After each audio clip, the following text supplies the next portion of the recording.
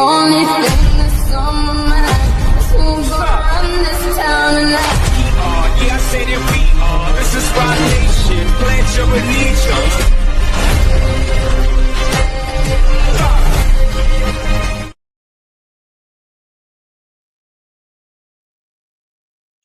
What is up, Titans Nation? It's your host, Lee Hillis, and it is draft recap, and the NFL schedules dropped yesterday, and that's including our Tennessee Titans. But first, let's bring in someone that everyone in here knows. TK! I'm back again, and I know I said I wouldn't be back for a while, but here we are. So, what's up, Titans Nation? Here we are. We're back. I had to for this with the draft recap and everything. We'll get into it. I will go ahead and say me and Lee just kind of decided this a little bit last minute, given my situation and where I can be at what time. So we're just going to roll with it tonight. Yes, when I say extremely last minute, it was extremely last minute. Yeah, like 50 minutes ago after we talked about it, but it's cool. Yeah. About 35, 40 minutes ago, yeah. About 6:30 Eastern. Exactly. But let's just go ahead and dive in and talk about this draft class. It was an odd draft altogether. Pick one. It was. It like the biggest shocker of the whole draft, and it's not even Titans related. Shedeur Sanders fell to the 5th round. And honestly, it's like Lee, like me and you were sitting there talking. Me and Lee, obviously, you guys that were with us that night, we did do a little bit of a draft show for, a little bit as far as like seeing Cam get picked and everything. But once it kind of transitioned into the 2nd round, me and Lee watched a lot of that together through the phone up here, like talked about it. And the 2nd round of the draft is when things got weird. Things got really odd. Outside of the Shedeur thing, honestly, I don't think I wasn't surprised, but I was surprised how far he fell down. But I wasn't surprised. So, yeah. Well, the Titans draft class was for sure interesting. It was all headlined by Miami quarterback Cameron Ward at number 1. Which we all knew that. I mean, that was hands down that was going to happen. We knew that. And then the Titans trade back in the 2nd and pick up a 3rd round pick, which we all said they needed to do. Yeah, I did not expect them to go the route they did, though, not with a safety. But 2nd round, Titans go Femi Oladejo, outside linebacker, UCLA. The thing that is weird about that pick is last season was his first season playing outside linebacker. He did not start playing edge rusher until the 4th game of the year for UCLA. Yeah, and honestly, it threw me off because, Lee, we talked, we talked many times, and the whole entire time I'm thinking we needed to take a wide receiver in the 2nd round. I didn't like the trade back necessarily, but and then when they actually came across and said the name, I was very shocked by it. I didn't see that coming. That was nobody me and you had talked about, by the way. I wanted Matthew Golden, and I know people can say what they want to, but I would rather take him that Seattle. I know. No, Matthew Golden went to the Packers. Oh yeah. He stayed home basically. Yeah. He arrived in Green Bay and never left. Yeah.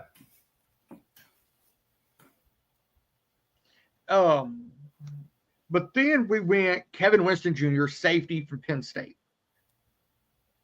That's a weird one. That was a weird one because of his injuries, and he fell in the but draft. Had he been healthy, had he stayed healthy, Yeah, He It was was a a late first round pick grade. originally, but then again, and I go back to this because as Titans fans, you. that's my buddy Cody. from work. I'm just gonna just go ahead and get this out of the way for all the listeners.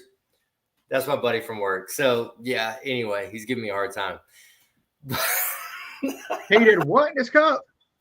Yeah. But the Titans they didn't have just one, not two, but they had 3 fifth or fourth round picks this year. Yeah. 3. And Chimere DK, wide receiver from Florida, was one of those. And then you get a receiver. I hope I'm wrong, but I don't understand. Once it got to this point, I don't understand until, as you know, a guy I was very high on, like very, very high on, was Gunnar Helm, which the Titans did draft. Which we're about to get to. But yeah, I don't understand that. Then you get tight end Gunnar Helm out of Texas, who right now on the depth chart is the number 1 tight end over Chigakakwa. Why is that, Lee? I'll go ahead and ask you that question, and you know the answer. If you've studied Chig, he's more of a fullback type tight end. He's a gadget tight end, and Gunnar Helm is more of your inline tight end blocker who can also catch. Absolutely. And the thing is with Chig, the thing that I have with him, and I said this, I still kick ourselves for ever letting go of Jonnu. We should have never let him go. Jonnu. Do you remember how we used him, though? And I know play calling was different and X, Y, and Z and all that stuff. But the thing is with him, they'd send him in motion, and then they do the handoff thing. Normally you'd be handing that off to Jackson that we have, which is yet to be determined this year, and we'll find out. But I think that's why the predetermined why that's came out, the depth chart to that extent. Yeah. But I mean, I'm very excited about that Gunnar Helm pick. I'm surprised he fell. I think that's our biggest steal of the draft, and I've told you that. Well, the thing that, and we'll talk about this player after we're done looking at our draft class. And I'll go back to Cam Ward also about what we're doing offensively. But one of the other we took 2 wide receivers in this draft class. Alec Ayomanor, the wide receiver out of Stanford, who looks like a guy that you do not want to mess with. Go back and look at his tape against Colorado. He torched Travis Hunter. I know, and it was like 234 yards receiving against Travis Hunter and 3 touchdowns in that game. 175 of those and 2 of those touchdowns were on Travis Hunter. Yeah. The whole Travis Hunter thing, I think it's all overhyped, man. I really do. And then everything is overhyped with him. And then 5th round, Jackson Slater, guard, Sacramento State. That was a head scratcher for all of us, but apparently a lot of people, especially on 104.5 and all that stuff, they're very high on him. But it goes back to the experience thing. Your guy from Texas A&M, Shamar, we've talked about, do you go over stats, or do you go over lack of production versus the athletic ability, or are we actually going to go off of experience and time spent in? It was kind of one of those picks, you know what I mean? So we'll see. And I know everybody keeps saying, though, last year we had one of the worst offensive lines in the league, but yet we're supposed to have the guru of offensive line with Callahan's dad. So it's going to be interesting. We'll see. And then we go Marcus Harris, corner out of Cal, at the University of California. Don't know anything about the kid. Me either. Can't sit here and act like I do. But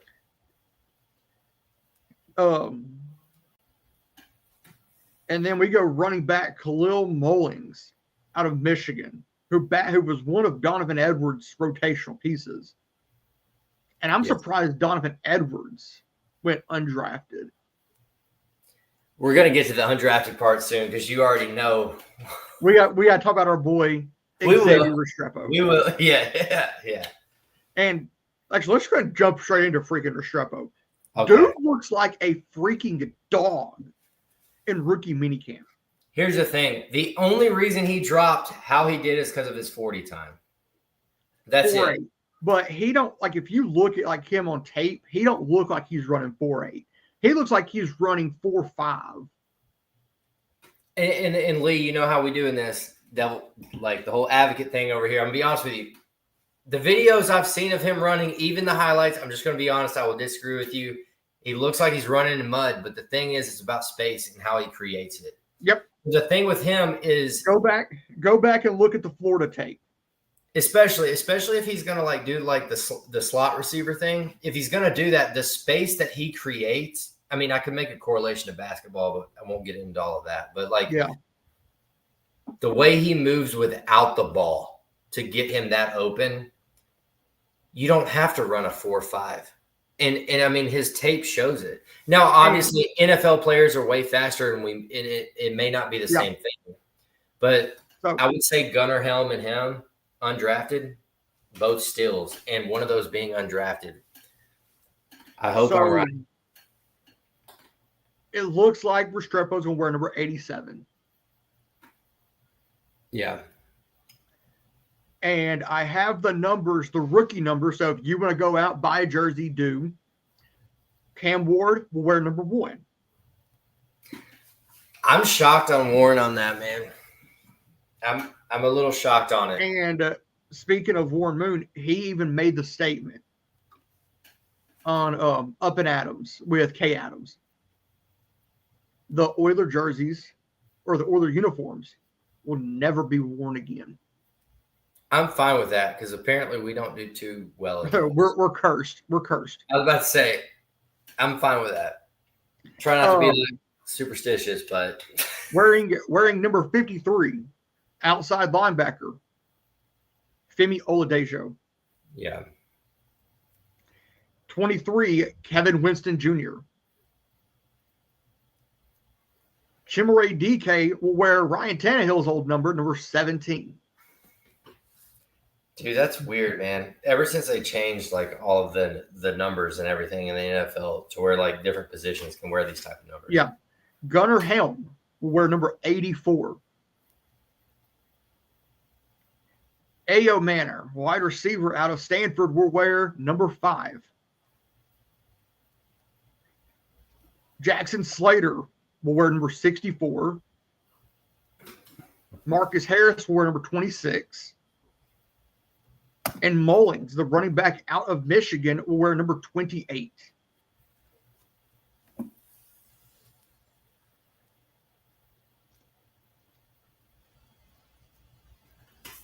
But the schedule is what I really wanted to dive into. TK, I know you did also. Yeah, man. I was ready for tonight, man. Thought you were going to pull the plug, but we figured it out. The Tennessee Titans 2025 schedule presented by SeatGeek.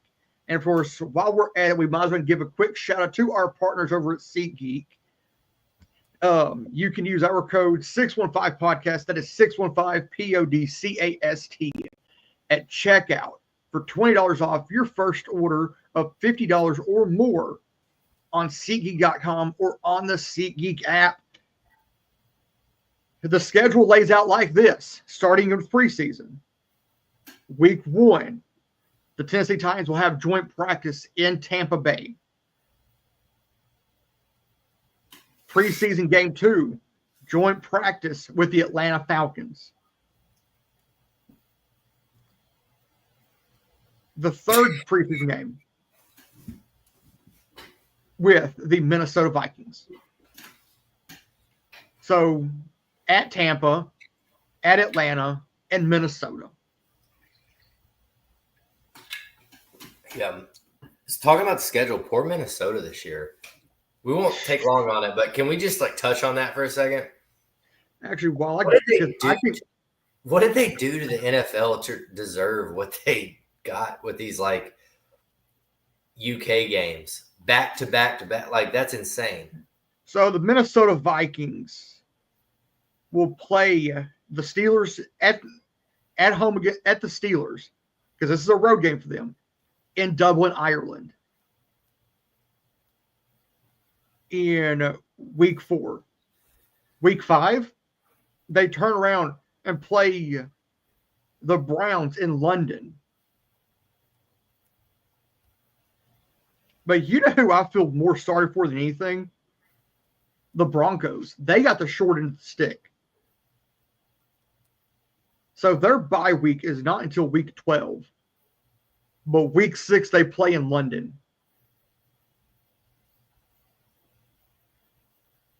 Week 6, they play the Jets in London. Then they come home to play the Giants and the Cowboys back to back. So they don't get a bye week after playing in London. And we talked about that. I was like, I hope after.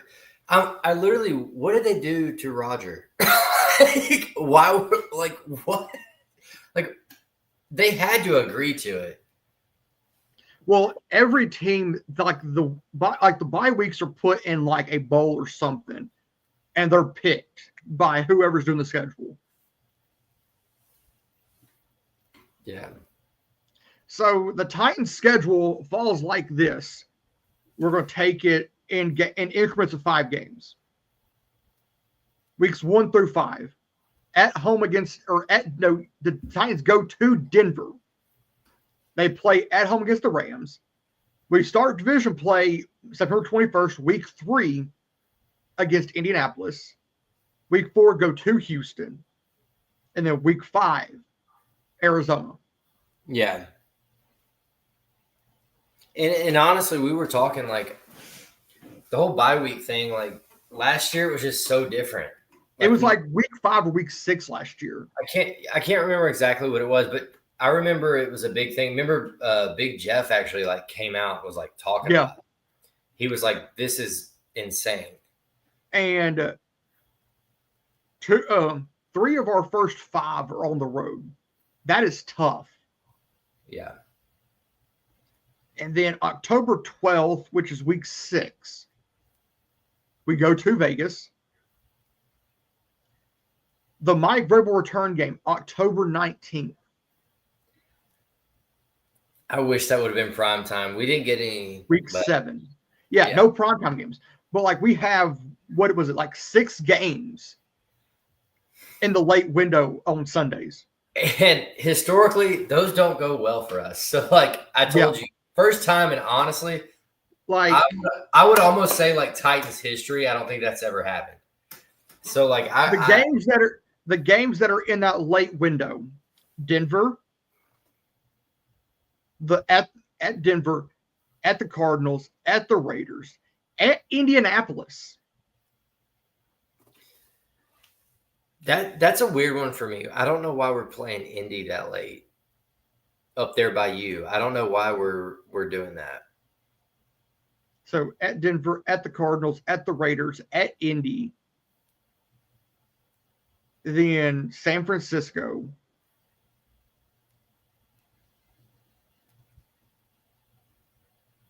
So, yeah, like you would expect those games, like when you go to the West Coast, those are going to be later games. Yeah. Back home. And then,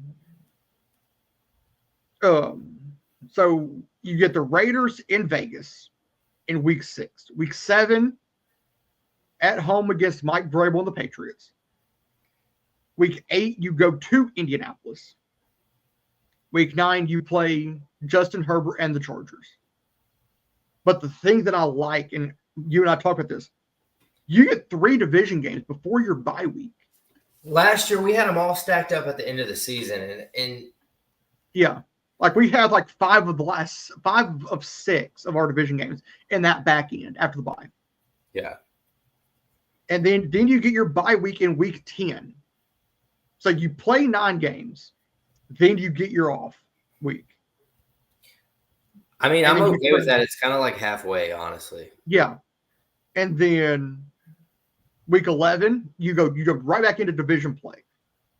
Going and you're home hosting Houston. Then you have Seattle in week 12. Jacksonville week 13. Week 14, you go to Cleveland. Week 15, you go to the Bay to play the 49ers. Now, here's the one that gets me. Week 16, the week of Christmas, Kansas City Chiefs roll into Nissan Stadium. I've already said the Chiefs are. I don't think they're going to be what they have been previous years. And then, Will Bowling's doppelganger comes rolling in just before the new year I already know with the you're, New Orleans Saints. he does, man. He looks just like Kellen Moore. I'm sorry. And then week 18, it's still to be determined if it's going to be a Saturday game or a Sunday game. But we end on the road at Jacksonville. That's surprising to me, actually. I'm surprised that's our flex potential game. I guess It's either Saturday or Sunday. So we'll find out. We'll find out probably early December. if we get to that point, it's great. It's awesome. But even with Cam and all of this stuff, like our receiving core, X, Y, and Z, like I really don't think it. I don't. So That is if we are in a position to get a wild card spot. I think we go like 6-11 or something like that. You know what I mean? Like, So we've had the discussion about this, you and I have. I think if Cam comes out and has a, I don't know, Jaden Daniels type year where he's blowing the doors off, there are people that hate that pick. And I'm not going to call anybody out, but there are people that hate that pick. yeah. To me, it's a great pick. It sets your team up for the future. Yeah. But I put this out there on Twitter. There's some people that like you may come jump down my throat. I do not care. Am I going to be one of them? Because like I'm in that mood tonight and I can. You might. You might. I'm going to the schedule. I think the Titans lose at Denver because it's hard to win at Denver. We're going to see what Cam's made of that game. First regular season game. If the altitude, Denver is on a high. They were us and then had a season like they did last year. Yep. What I'm trying to say is like we're going into there. They got a lot of hype, but also like the conditioning and the altitude there for the first game, regular season game. I'm wondering. We'll see. And then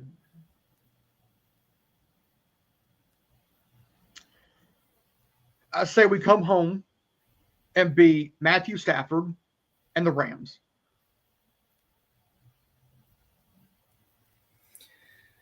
We'll see.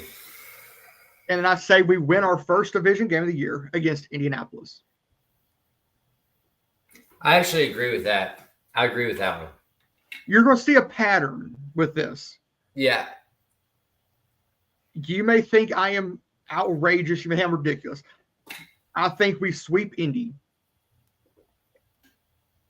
because of that quarterback situation. I think we split. Well, go ahead. But week 4, I think we go to Houston and lose. Okay. I think we lose at Arizona because of what they've done with that defense. They've loaded that freaking defense. Josh Sweat, who just came off the game of his life. Yeah, we talked about that Super Bowl night, but here's my thing with that is Kyler Murray says that he's going to run more and all of this stuff this year and that he's like back healthy. A lot of that depends on him. But you also have to look. Marvin Harrison Jr. They've revamped this whole team. It feels like. Yeah. The Raiders with Geno Smith, Brock Bowers. Can we get into the Raiders a little bit on what And you? then how you Ashton- feel?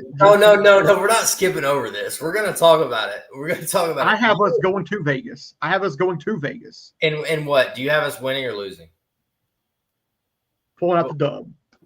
Okay. All right. I was about to say, because you told me yesterday when we were on the phone, straight up, you were like, Outside of Bowers, you- they don't really have anybody. that's what I'm saying. Wait, But yesterday you did try to tell me, you were like, hey, They could be dangerous. Geno I'm not Smith saying and they Bowers would. are going to be They a could. threat to handle, and you add Genty. I'm like, who are their other receivers? Lee, me and you went through them. We couldn't name anybody. Outside of Jacoby Myers. Yeah, but like, you know, we talk about like fantasy football and stuff. Like Jacoby Myers, like, yeah, like I'll have him on my team, but I may not start him every week. Like they don't have that like You're fixing to see. guy.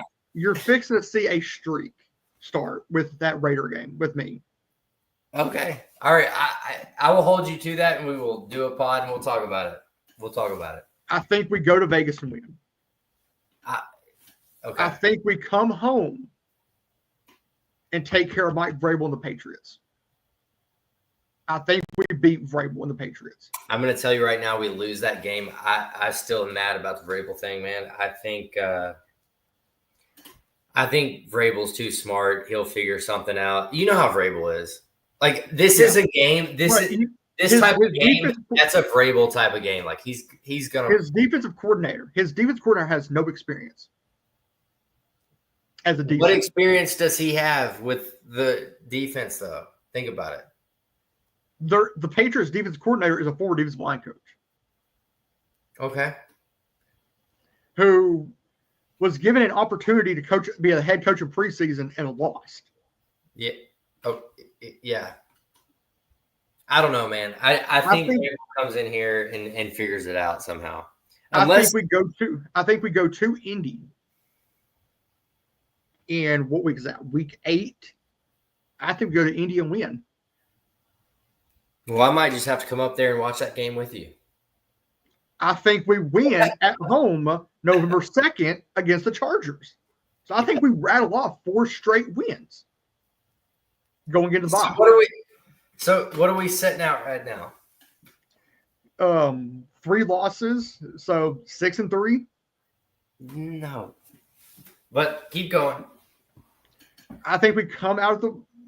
You're fixing to say I'm out. I'm ludicrous. Are you thinking Cam Ward's going to be Jaden Daniels right now?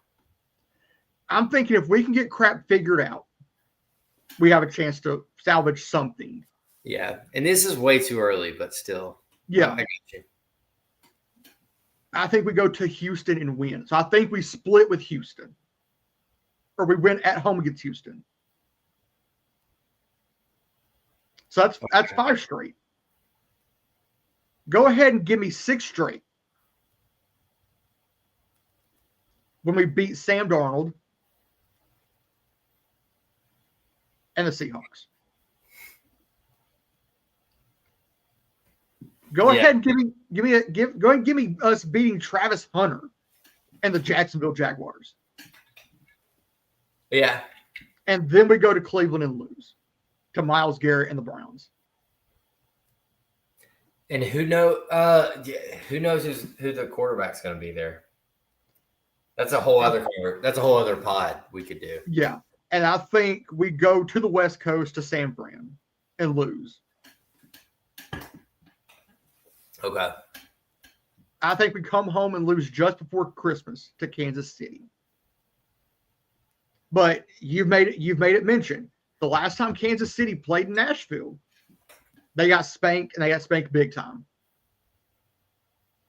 Yeah. 27-3. I think we win. Then I think we go on to win our last 2. So where does that have us at now? So we were 6-3 before the bye, Okay. And then that's 5 more wins after. That's insane. 11-6 is where I have us right now. Okay, so I have that reversed. But I'm gonna go on this though. If we go 6-11, let's reverse that. If we go 6-11, and Cam has a good season as a Titans fan, because I'm a realistic guy. Like, I don't want smoke and mirrors with stuff. Like, it is what it is. Yeah. We go 6-11, but he shows promise, and let's say his numbers are good, like all of that stuff. And there's other factors that play into it, because we look at Levis last year, and it's like we had the receiving core. I wonder, honestly, once I see Cam actually play for the Titans, I'm wondering if I'm going to be like, I want to know if I will say, if we would have had Cam when we had the receivers we did, when we got Boyd, we got Ridley, we still had NWI. Miss that guy. Like when we had Hopkins at the beginning, like when we had a squad. We had, honestly, one of the best receiving cores. I'm wondering if Cam is going to make me say this year, I wish we could have had him last year. That's my thing. Probably will. So if he does, and let's say he does have that season, and we go 6-11 or whatever, or 7-10, whatever it is, my thing is that's still a win for us. He's been dying. Go ahead and do it.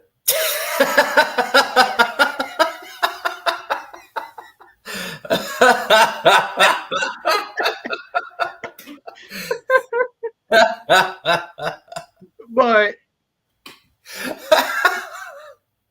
I do actually have a time for that Vikings game on August 22nd.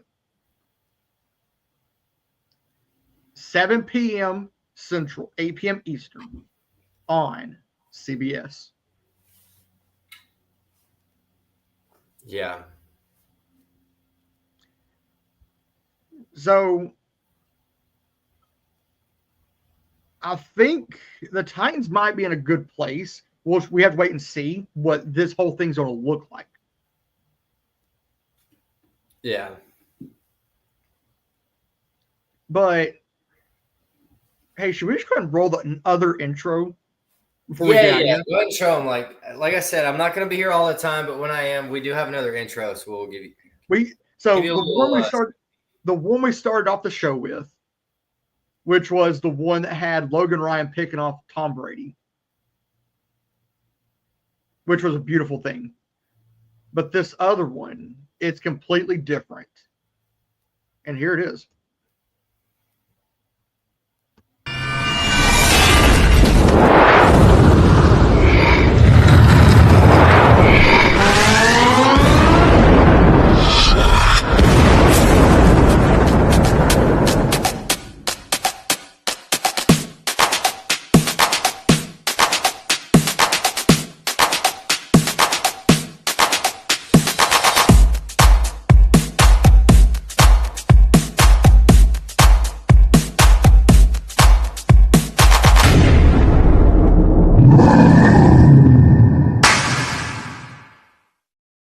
Yeah, so he's got new ones. We're trying to figure it out. Like I said, we'll see what the season looks like. But right now, we do it when we can. So, Well, TK, I don't think there's anything else to add. yeah. Titans fans, you don't have to go home, but you can't stay here. Stay classy and tighten up. Tighten up! Let's get tightened up! Tightened up!